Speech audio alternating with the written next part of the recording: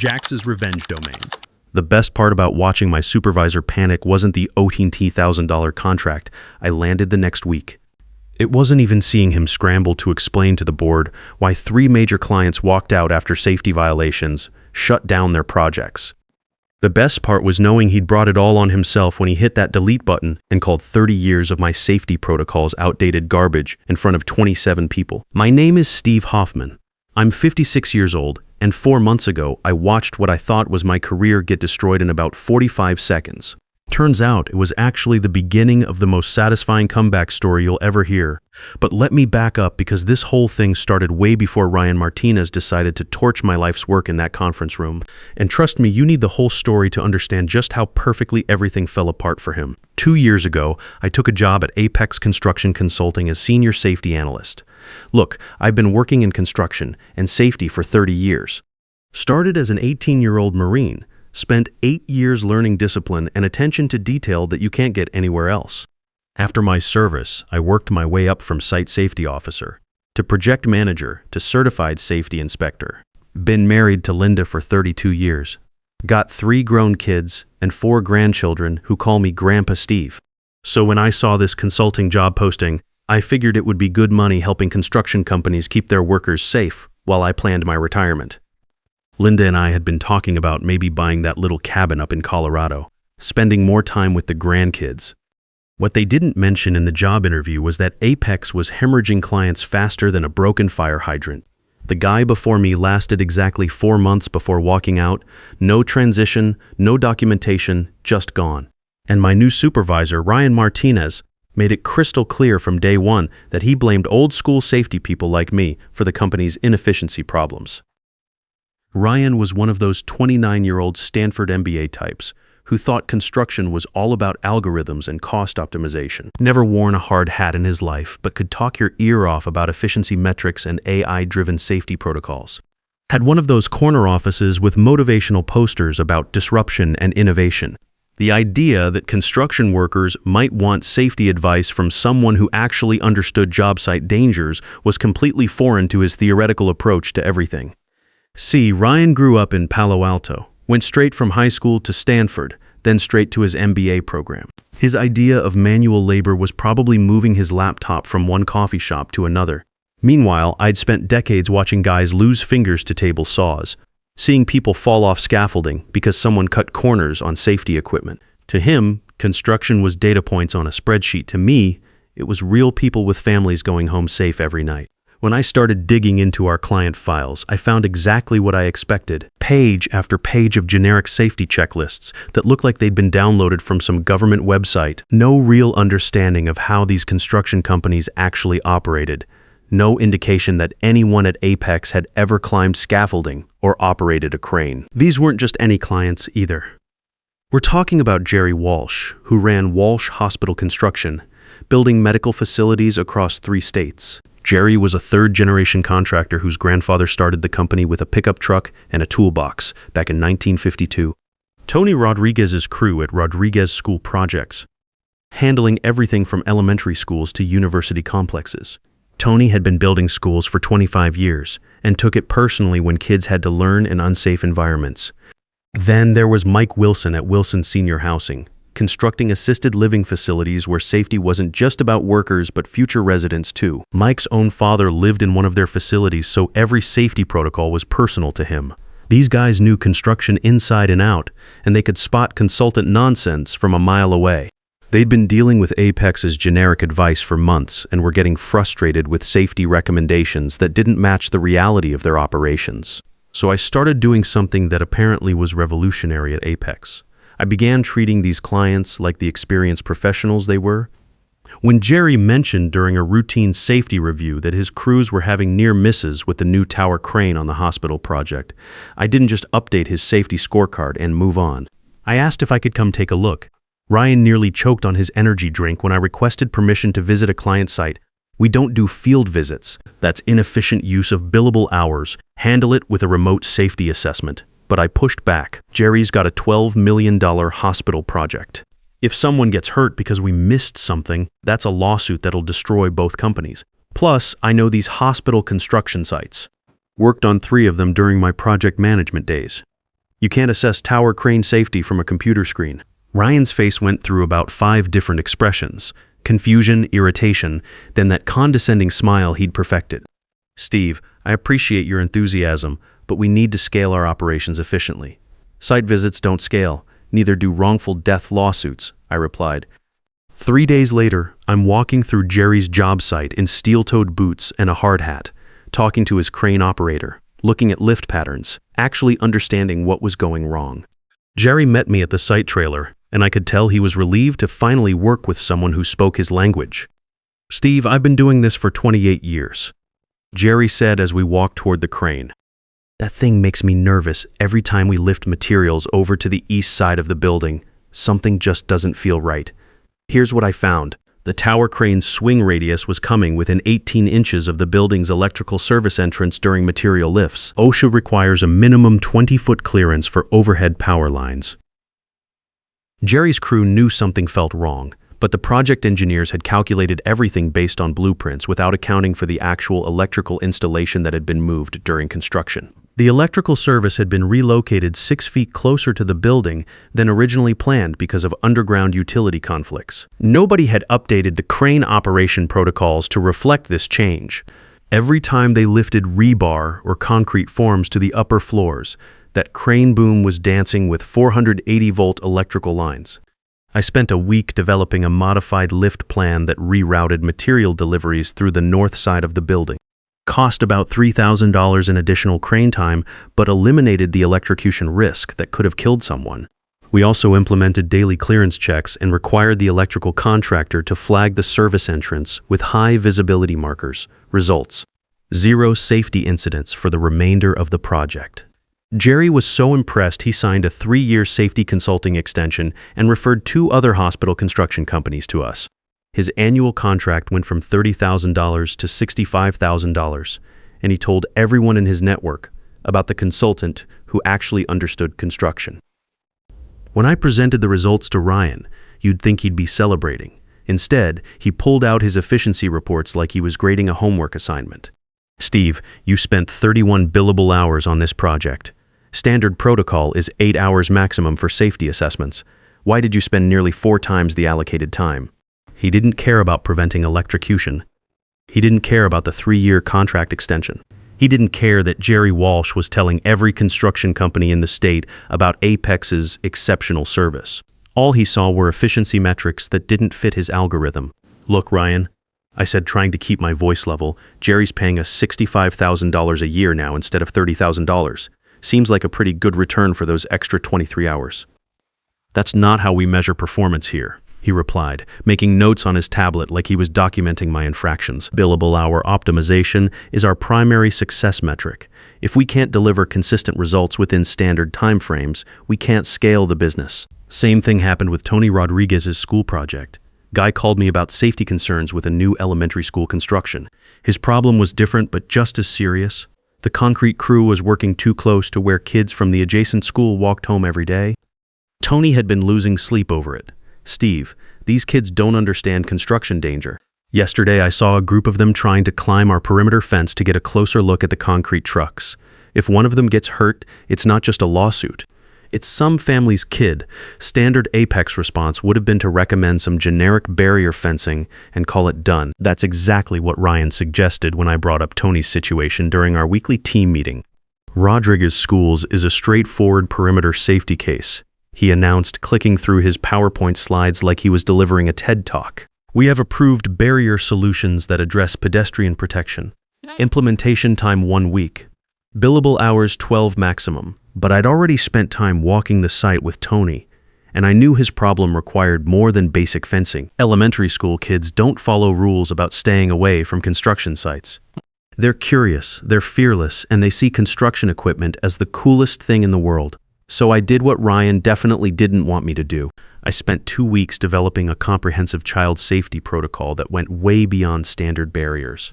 Visual barriers that blocked sight lines to the work area so kids couldn't see the exciting construction activities. Noise reduction measures that minimized the diesel engine sounds that drew children's attention.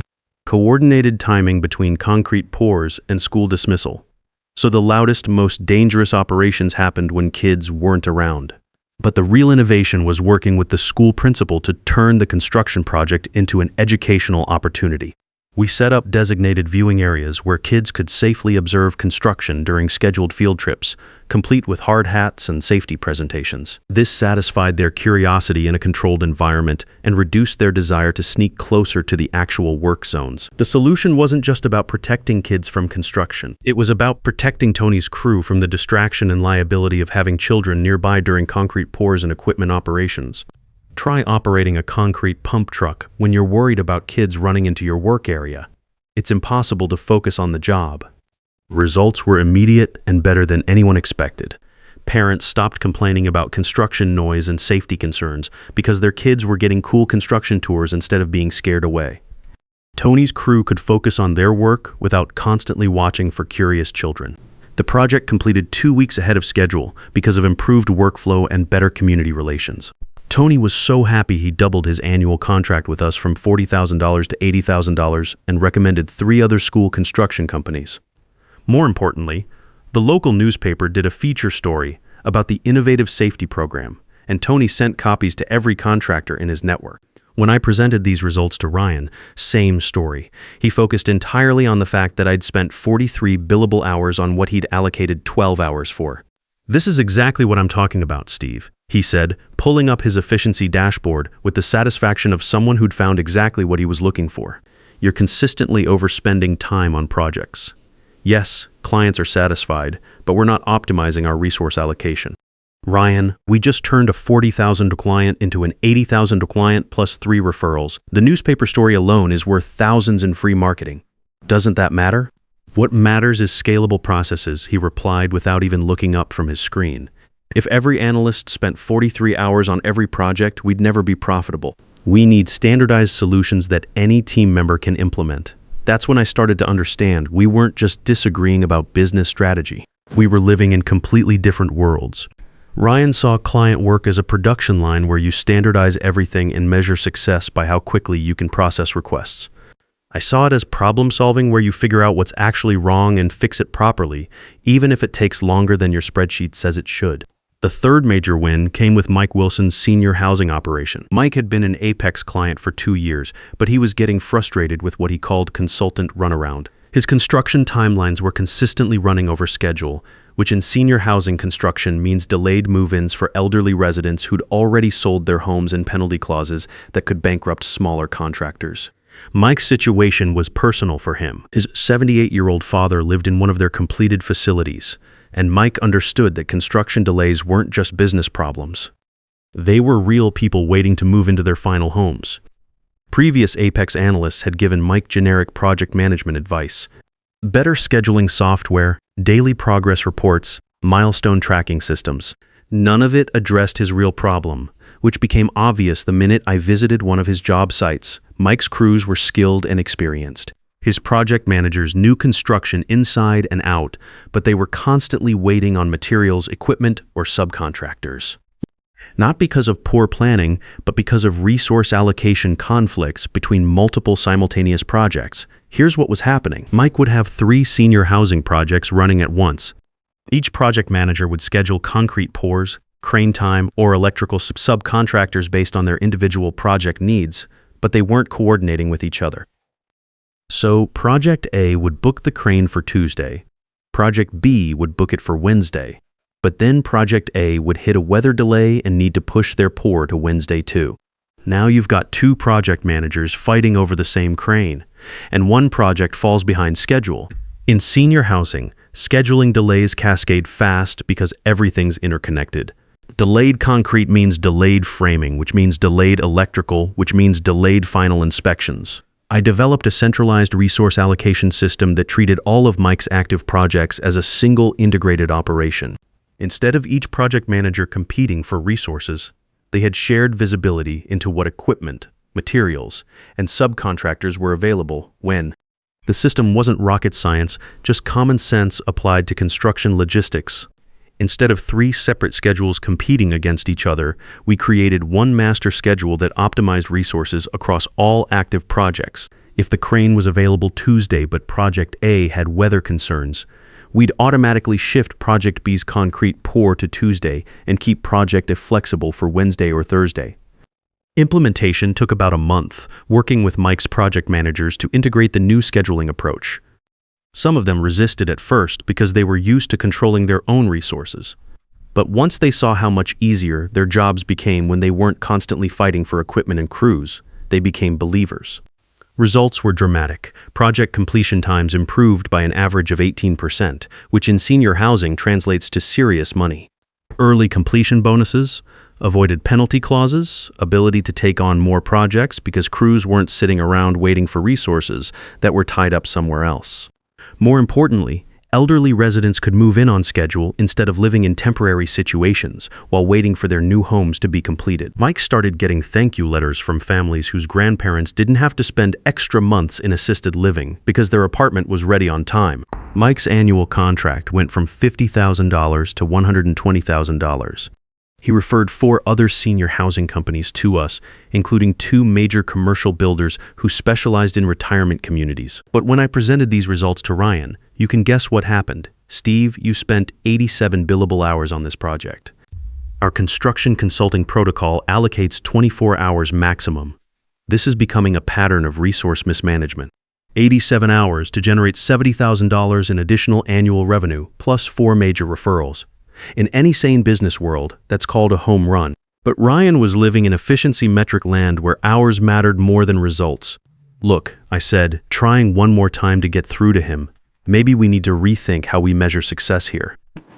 Our client retention rate is up 43% since I started taking this detailed approach. Revenue per client has nearly doubled. Customer satisfaction scores are the highest they've been in company history. What we need, Ryan replied, is consistent service delivery that can scale across our entire analyst team. Your methods are too time-intensive and too dependent on individual expertise. We need standardized solutions that any analyst can implement with basic training. That's when I realized this wasn't really about efficiency or scalability. This was about control.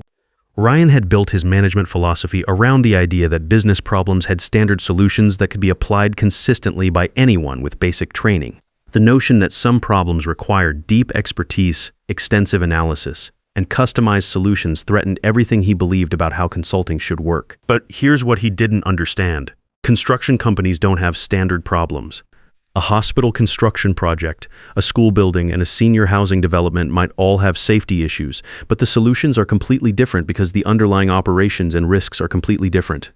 You can't solve crane clearance problems with the same protocols you use for child safety. And you can't fix resource allocation conflicts with generic scheduling software. Over the next several months, our fundamental disagreement kept escalating. Ryan would assign me projects with strict hour limitations. I'd exceed those limitations because the actual problems were more complex than his standard protocols assumed. He'd document my inefficiency in his performance tracking spreadsheets. I'd deliver exceptional results that generated significant additional revenue and client loyalty. The clients loved working with someone who understood their actual challenges instead of trying to force their problems into predetermined solution boxes. But Ryan saw their satisfaction as validation of the wrong approach. To him, happy clients were nice, but not as important as scalable processes that could be replicated across the entire team. The breaking point came during our annual strategic planning meeting in late March. Our CEO, Michael Torres, was reviewing departmental performance when he mentioned that client retention had reached an all-time high and average contract value had increased 89% year over year. Whatever we're doing in safety consulting, we need to expand it across other divisions. Michael announced to the room full of department heads. Our hands-on approach to understanding client operations is clearly resonating with construction companies who are tired of generic consulting advice that doesn't address their real challenges. I watched Ryan's face during Michael's praise. You could see his internal struggle playing out in real time. The success metrics were undeniable, but they validated everything he'd been trying to stop me from doing. His approach was being publicly contradicted by our own CEO in front of the entire leadership team. After the meeting, he cornered me near the elevator, his jaw tight with frustration. "I want to see all your safety documentation," he said, his voice carefully controlled but with an edge that hadn't been there before. "Every protocol, every site assessment, every hour you've spent on projects over the past 18 months. I'm conducting a comprehensive audit of our service delivery methods. It was clearly intended as punishment. Hundreds of hours of bureaucratic busy work that would pull me away from actual client work and force me to justify every decision I'd made. But I approached the audit project the same way I approached everything else, methodically and thoroughly. I spent 3 weeks compiling everything: client safety assessments, hazard analyses, incident prevention reports, compliance documentation, implementation timelines, results tracking. The finished audit was 67 pages of proof that detailed safety analysis was directly responsible for over $180,000 in additional annual revenue and a client retention rate that had improved from 62% to 89%. Every hour I'd overspent on projects had generated measurable business value that our competitors couldn't replicate with their standardized approaches. Every inefficient site visit had resulted in solutions that fundamentally improved how our clients operated their businesses and kept their workers safe. I was actually proud of that audit. It represented 18 months of genuine safety work that had protected real people from real dangers and built relationships with some of the most demanding construction companies in our region, which made what happened next feel like a betrayal of everything I'd worked for. Ryan scheduled an all-hands department meeting for a Tuesday morning in late March. He announced that we needed to modernize our safety delivery protocols and that my audit would serve as a case study for discussion. I figured he was finally ready to acknowledge that detailed safety analysis was driving our improved performance, maybe even expand the approach to other analysts. Linda had even wished me luck that morning, knowing how important this recognition would be for my morale. Instead, he had me display my audit files on the main conference room screen while all 27 members of our department watched. Then he began systematically tearing apart every detailed safety assessment, every extended site visit, every customized protocol as examples of inefficient resource allocation and outdated consulting practices. "This is exactly what we need to eliminate," he declared, scrolling through months of careful documentation like he was reviewing evidence of corporate misconduct. Excessive safety analysis creates unrealistic client expectations and unsustainable service delivery models. These files represent a fundamental misunderstanding of scalable consulting practices. I felt my face getting hot as my coworkers watched him turn my greatest professional accomplishments into a cautionary tale. He was presenting $180,000 in additional revenue and a 27-point improvement in client retention as evidence of what not to do. Some of my colleagues were shifting uncomfortably in their seats. These were people who'd seen the client feedback, who knew our department's success was largely based on the work Ryan was now trashing. But nobody said anything. Ryan was their boss too, and challenging him publicly wasn't worth the career risk. But then he did something that crossed every line of professional decency. He opened my complete safety protocol database, every hazard assessment, every compliance report, every accident prevention system that had kept construction workers safe for 18 months, the digital record of everything I'd learned and implemented over nearly 2 years of detailed client work. His cursor moved toward the delete option. "This entire methodology is outdated garbage," he announced to the room, his voice carrying that satisfied tone of someone who thought he was teaching an important lesson. "Starting today, we implement streamlined, AI-driven safety protocols that can be executed consistently across our entire team without the need for expensive, time-consuming field analysis." And he clicked delete. I watched 18 months of work disappear from the screen. 67 pages of documented safety success gone in one vindictive click. The conference room was dead silent, except for the hum of the air conditioning and someone's pen clicking nervously. You could feel the tension radiating off every person in that room. Even Ryan's biggest supporters looked uncomfortable with what they'd just witnessed. Ryan turned away from the screen with this satisfied smile, clearly expecting me to accept the humiliation and start rebuilding my work according to his efficient protocols. But he'd made one massive miscalculation. My phone started buzzing in my pocket before Ryan finished explaining his new streamlined safety approach. The caller ID showed Harrison Safety Solutions, a consulting firm that 2 senior safety engineers had started after leaving Morrison Construction last year.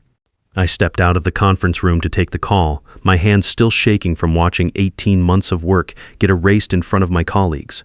"Steve," said the voice on the other end, "this is Jeff Harrison.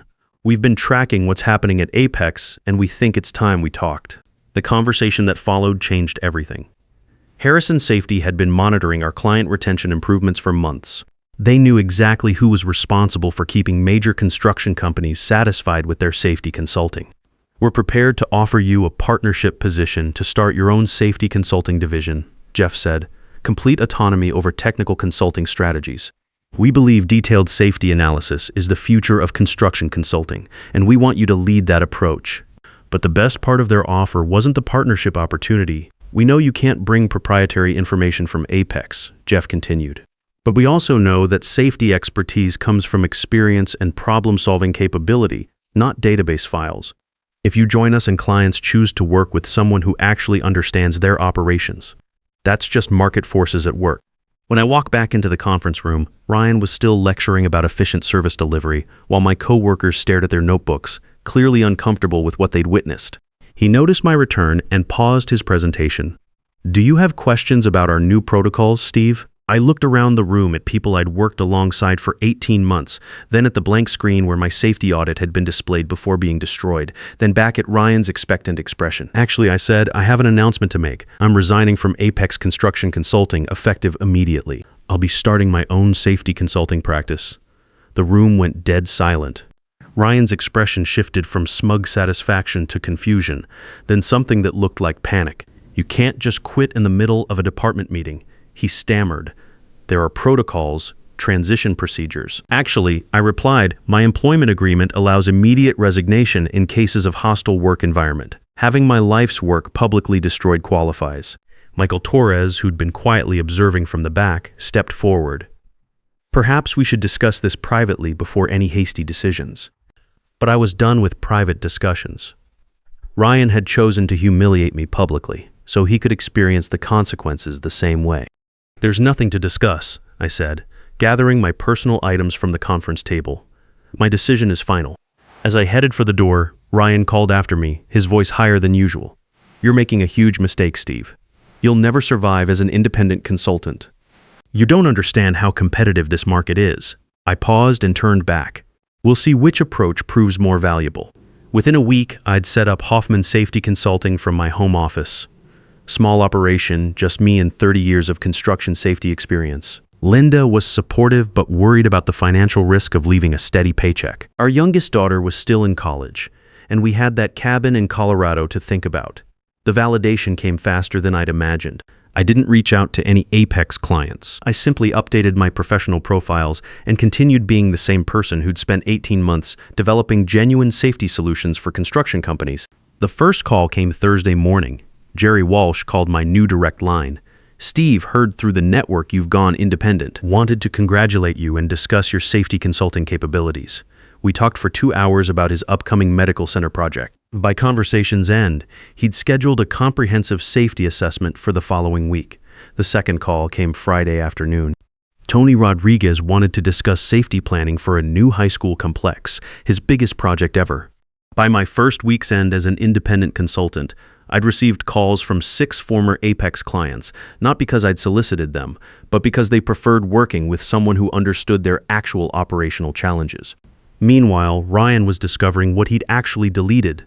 Through professional contacts, I heard about his growing panic as clients started requesting the old safety protocols that no longer existed in Apex's system. When Jerry called Apex about safety planning for his next hospital project, Ryan tried implementing his AI-driven approach. The automated safety assessment missed critical crane placement issues that could have caused structural damage. Jerry politely declined further services and switched to my consulting practice.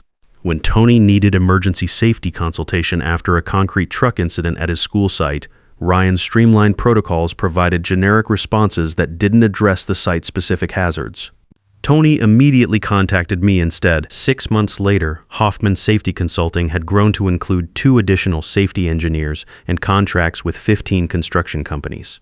Most were former Apex clients who preferred working with consultants who understood actual job site dangers instead of theoretical algorithms. Apex Construction Consulting laid off 60% of their safety division and merged with a larger firm to survive the client exodus. Ryan wasn't retained in the restructuring. Last I heard, he was working for a software company, trying to develop AI solutions for construction management. Today, I'm running safety consulting for construction companies who appreciate working with someone who's actually worn a hard hat and understands that keeping workers safe isn't just about efficiency metrics. Every day, I develop safety protocols that protect real workers from real dangers, and I go home knowing that families won't get devastating phone calls because we cut corners on safety analysis. Linda and I bought that cabin in Colorado last month. Business is good enough that we can afford it, and I've got 3 grandkids who love fishing in the mountain streams. Sometimes the best revenge is just letting people experience the natural consequences of their own terrible decisions while you build something better. You know what? I tell younger safety professionals now, your experience speaks louder than any algorithm ever will. When you solve real safety problems for real people, they remember. And when someone tries to erase that expertise, they're only erasing their own credibility. Ryan learned the hard way that in construction safety, reputation isn't built on efficiency metrics or AI-driven protocols. It's built on keeping workers safe, day after day, project after project, for 30 years running. The market always rewards genuine expertise over corporate efficiency theater, because when people's safety and livelihoods are on the line, they'll choose the consultant who actually knows what he's talking about every single time. Sometimes the biggest favor your enemies can do is show everyone exactly who they really are.